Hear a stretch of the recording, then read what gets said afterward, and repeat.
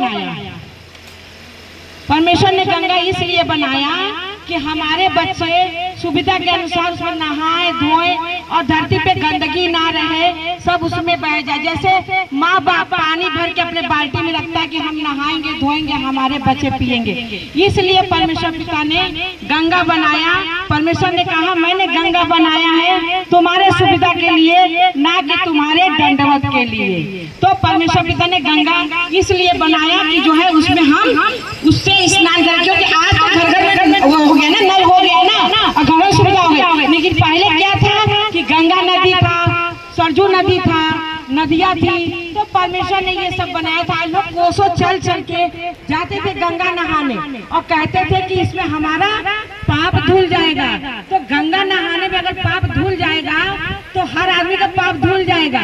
तो गंगा नहाने से तो पाप नहीं धुलता है, हमारे कर्मों के अनुसार हमारा पाप धुलता है। क्योंकि हम गंगा अगर नहाते हैं तो क्या है कि ऊपर का मैल छुड़ाएंगे, चाहे हम घर में नहाए चाहे हम बाहर नहाए, लेकिन अंदर का मैल तो हम कभी नहीं छुड़ा पाएंगे। तो हम अंदर का मैल छुड़ाएंगे तभी हम परमेश्वर के कामों को कर पाएंगे, और नहीं तो नहीं कर पाएंगे। तो पिता को बहुत धन्यवाद करते हैं, पिता महान है, पिता के लिए कोई भी काम कठिन नहीं है। पिता ने कहा है कि गंगा नदी हमने तुम्हारे सुविधा के लिए बनाया, सूरज तुम्हारे सुविधा के लिए बनाया है, ना कि दंडवत के लिए बनाया है। तो पिता बहुत धन्यवाद है इसके नाम में।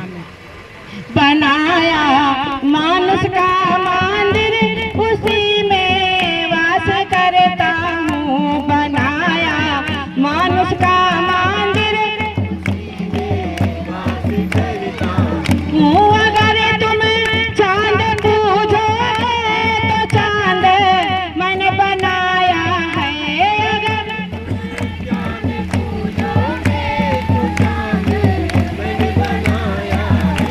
इसी से दिल मेरा हटता तुम्हारे पास आने से, इसी से दिल मेरा हटता तुम्हारे पास आने से। अगर करवा चौथ के व्रत जब स्त्री लोग रहती हैं और करवा चौथ में जब उस चांद को पूजती हैं तो उनको ये विश्वास रहता है कि अगर हम चांद पूजेंगे तो हमारे पति का 100 साल का जीवन हो जाएगा। तो अगर हमारा चांद पूजने से 100 साल का हमारे पति का जीवन हो जाएगा, तो जिसने चांद बनाया है उसको अगर हम पूजेंगे तो कितने साल का जीवन हो जाएगा? 120 साल का जीवन हो जाएगा। और चांद कहता है कि मुझे तो खुद नहीं मालूम कि मैं पृथ्वी पे कब गिरा दिया जाऊंगा ना। चांद कहता है खुद मुझे नहीं मालूम कि पृथ्वी पे मैं कब गिरा दिया जाऊंगा, तो तुम्हारे पतियों का मैं क्या रक्षा करूंगा।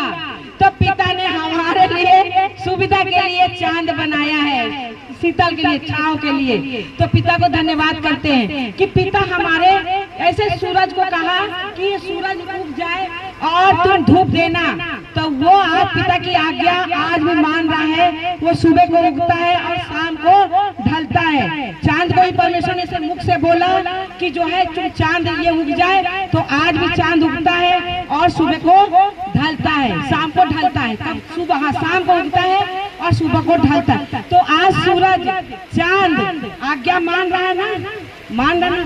आज समुद्र आज्ञा मान रही है ना, समुद्र उछलती है और फिर उसी में जाके समा जाती है। तो आज किसने सबको आज्ञा दिया, किसने सब बनाया?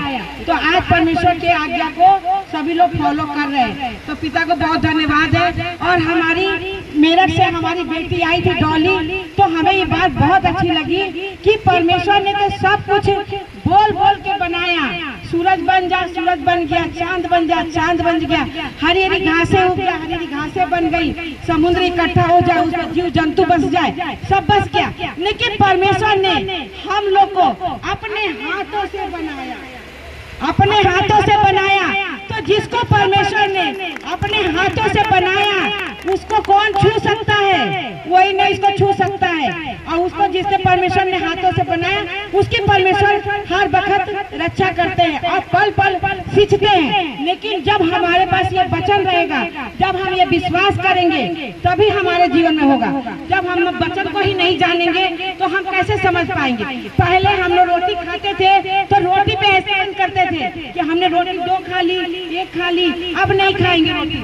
लेकिन आज रोटी मैं एक भी खाती हूँ तो आनंद के साथ खाती हूँ कि वाह परमेश्वर पिता आप कितना अच्छे हैं जो आपने गेहूं बनाया, आज हम लोग ये रोटी खाते हैं। तो पिता को बहुत धन्यवाद कर। तो पहले क्या था कि बुद्धि नहीं थी तो हम लोग एहसान करके रोटी खाते थे, आज बुद्धि हो गई है परमेश्वर की दया से, तो आज रोटी को धन्यवाद करके खाते। तो जब हम धन्यवाद करके रोटी खाएंगे तो हमारे अंदर कोई बीमारियां नहीं होगी। हम किसी का एहसान मानेंगे तो बीमारियां नहीं होगी, अगर हम किसी का एहसान नहीं मानेंगे तो हमारे अंदर बीमारियां होगी। तो हम किसी का एहसान, तो परमेश्वर का हमें एहसान मानना चाहिए कि परमेश्वर ने हमारे लिए कितनी अच्छे अच्छे फल फूल बना के हमको दिया है, हमारे लिए, हमारे खाने के लिए। आज जो है उसको हम खाते हैं और क्या रहते हैं, हम तंदुरुस्त रहते हैं। जैसे कि आज गाड़ी के लिए मनुष्य ने पेट्रोल बनाया, जब गाड़ी पेट्रोल में डालो तभी गाड़ी चलती है और नहीं तो नहीं चलती। तो पेट्रोल भी ईश्वर नहीं बनाया, लेकिन उसकी खोज मनुष्य ने किया है। तो पिता को बहुत धन्यवाद करते, पिता महान है। तो उसी तरीके से परमेश्वर ने मनुष्य के लिए पेट्रोल बनाया कि ये खाएंगे और इनके अंदर जाएगा तो ये तंदुरुस्त रहेंगे। तो परमेश्वर को बहुत धन्यवाद करते, पिता महान है, पिता के लिए कोई काम कठिन नहीं है। तो प्रिय भजन में भी 2-4 कड़ी है, लेकिन बस इतना ही है। जैसे सूरज चांद तो बाकी परमेश्वर इतना करा दिया, तो पिता को बहुत धन्यवाद है। पिता महान है और बाकी जो है